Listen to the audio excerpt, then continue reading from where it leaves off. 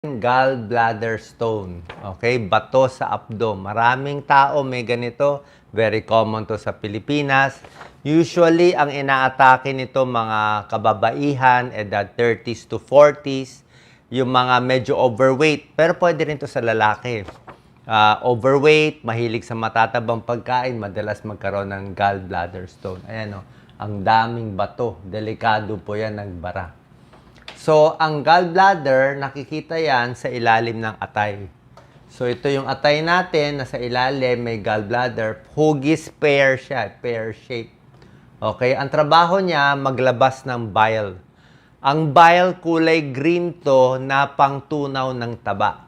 So, kung kumain ka ng maraming taba, maraming lechon, maraming prito, maraming fast food, maraming mantika, gagana siya para maglabas ng bile. Diba? Paglabas na niya ng bile para matunaw yung kinain mo. Ang problema, minsan, itong gallbladder na to nagkakaroon ng bato. So, pag nagkabato-bato dito sa loob, gallbladder stone, pwede siyang magbara. Pag nagbara siya dito sa bile duct, delikado. Siyempre, pag nagbara, mag-iipon dito, mamamagayan, mag-i-infection to. Pag nag-infection yung gallbladder, pwede kumalat sa dugo. Pag yung infection na sa dugo, pwede mamatay yung pasyente. So, ayaw mo may bato, ayaw mo magbara. Kaya ayaw natin maging overweight, di ba? Tsaka masyadong fatty ang kinakain. Anong klaseng bato ang nakikita? Maraming klase. May cholesterol stone, kung mataas ang cholesterol, may uric acid stone, pero mas marami pa nga yung calcium stone. Yung calcium, pwede rin yan sa, kaya mahilig kayo sa patis, toyo, di ba? Yung maalat masyado, pwedeng mas prone kayo magkaroon ng bato. Okay?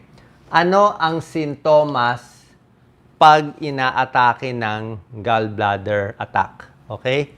Or gallbladder colic. Ano mga sintomas? So, ito po, medyo merong mga rare symptoms. Ang common symptom, sumasakit sa tiyan sa may kanan. Okay? Pwede sa gitna, sa kanan ng tiyan, pag kumain ng fatty foods. Kung medyo oily, greasy, sasakit after 15-30 minutes, yun, baka may gallbladder stone ka na. Minsan, ang sakit hanggang likod. Number 3 symptom, nasusuka. Number 4, hindi matunawan pag kumain ng fatty foods. Number 5, parang burp ng burp. Number 6, pwedeng jaundice, naninilaw na. Pag naninilaw na, barado na yon. Barado na kung naninilaw. Okay? Number 7, yung ihi, pwede rin magbagong kulay, magiging dark colored, may bara din yun. Number 8 symptom, ito yung delikado, fever and chills. Kung meron ka ng gallbladder stone, tapos nilagnat, delikado yun. Isabihin, nagbara, nag-infection. Number 9, pwede magbago yung dumi, minsan malambot, usually nagtatae. And number 10, pwedeng mas mahina pakiramdam nung pasyente. Paano malalaman kung may gallbladder stone? Simple lang po, papa-ultrasound lang ng buong tiyan. Makikita sa gallbladder, makikita kung ilang bato, marami bang bato, ano sukat ng bato, malaki ba o maliit. So, pag nakita may gallbladder stone, yun ang problema natin. Diba? Ngayon, bukod dito, marami kayong mababasa, marami nagtatanong sa akin, ano gagawin, Dok, sa may bato? So, meron tayong mga prevention tips mamaya, paano iiwas. Meron ding opera na nire-recommend ng mga doctors, gastroenterologists, tsaka mga surgeon. Meron ding tableta na binibigay ang mga doktor na pangtunaw at meron ding iba na babasa kayo na may gallbladder flush ayon sa iba. Ibig sabihin, iniinom lang to matatanggal daw. Pero ito po ang nakita ko. Talagang pinag-aralan ko maigi. Tinanong ko yung mga experts natin. Na-interview ko sila, mga gastroenterologist, pati surgeon. Ito yung mga tinuturo kasi na iinom daw kuno ng apple juice. Pwedeng halo-halo. Merong lemon, apple, merong Epsom salt, kung ano-ano mga mini-mix, di ba? Apple juice, lemon juice, olive oil. Kaya lang, ang problema dito, ang pinaka dapat natin po kasi tignan kung mawawala yung gallbladder stone. Sa lahat na nakausap ko, kahit itry nila ito, okay, pag tinry nyo to, ang dumi nyo magkakaroon ng buo-buo. Siyempre, magbubuo magiging buo-buo yan eh, Epsom salt yan eh, di ba? Tapos nilagyan mo ng mga oil, talaga magtatae ka. Pero pag in-ultrasound ang gallbladder, andun pa rin yung bato. So, pareho pa rin. So, baka nakikita nyo buo-buo dahil dito lang. Pero hindi ko sinasabi, hindi ko kayo pinipigilan. Pwede nyo subukan, wala namang masama. O, di ba? Gawin nyo 2 months, 3 months. O, baka makatulong konti. Pero, pag lalong sumakit, actually may chance habang nag-gallbladder flush kayo, pwede sumakit eh. Kasi itong mga pagkain na ito, parang medyo ini-stimulate niya yung gallbladder eh. So, kung barado na siya, pinipilit mo igalaw, pwede pa siya magbara. So, pag na-try nyo, tapos nagpa-ultrasound kayo, may bara pa rin, eh wala tayong choice. Pag pumunta kayo sa gastroenterologist and surgeon, may isang option naman na gamot. Itong gamot na to, binibigay ito ng mga doctors. Ang problema dito, it takes 2 years, 2 taon, para malusaw unti-unti. Tsaka hindi siya 100%. So, gagastos ng malaki, baka may side effect pa, tapos hindi rin naman sigurado, masyado matrabaho. Kaya yung iba, ang mga doctors nire-recommend kadalasan, kung talagang barado na siya, mas gusto nila inooperahan. So, pag gastroenterologist or surgeon, ganito yung indication. Ibig sabihin, pag umatake na ng 1 beses o 2 beses o mas marami pa, sabihin, attack ng attack. Bara ng bara yung gallbladder stone. Sabihin, kumain ka na matataba, biglang sumasakit. Diba? Lalo na kung may lagnat, pinapa-opera na nila. Bakit? Kasi ang point nila, paano kung nag-abroad ka, doon umatake?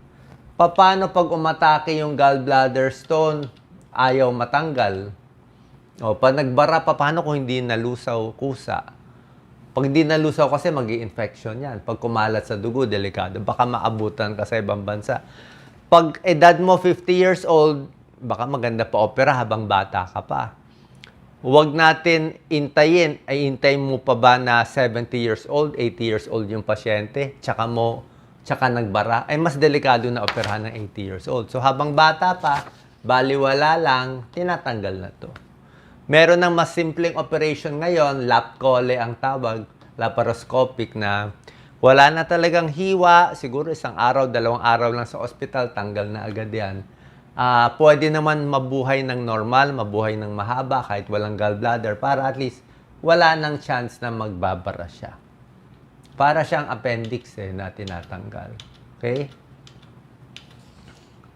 Paano natin maiiwasan ang gallbladder stone kung wala pa tayo? Yan ang gusto natin. Ito, healthy diet and exercise. Dapat high fiber diet, low fat diet. Yung timbang natin, tama lang dapat. Or magpapapayat tayo. Pero, bawal din biglang magpapayat. Hindi pwede yung sudden losing weight. Pakita ko sa inyo yung biglang pagpapapayat, delikado. Yan. Ito yung mga bawal kainin, mga masyadong oily. Kasi pag very oily, lalong aatake yung gallbladder stone. Okay? Bawal magpapayat bigla. Kung biglang nagpapapayat, fasting decreases gallbladder movement. Hindi gumagalaw. Lalo rin nagbubuo. Pag bigla, magpapapayat dahan-dahan. Mas gusto mo itong mga gulay. Yan ang magaganda. Lahat ng prutas at gulay, maganda yan. Pinya, vitamin C, rich foods. Healthy fats, mga isda, pwede yan. Munggo, pwede rin yan. Veggie meat, plant-based protein. Alak, sigarilyo, titigil. Pag naoperahan na, let's say naoperahan na kayo, wala ng gallbladder, okay pa rin mabuhay ng normal, kaya lang, wala na kayong panunaw ng taba. So, ang kakainin nyo dapat, wala na masyadong fatty. Less fatty foods na. Okay?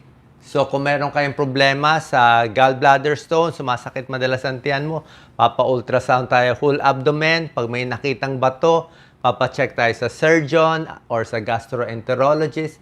Siyempre, healthy lifestyle, exercise, tamang pagkain para hindi tayo magkaroon ng gallbladder stone. Salamat po.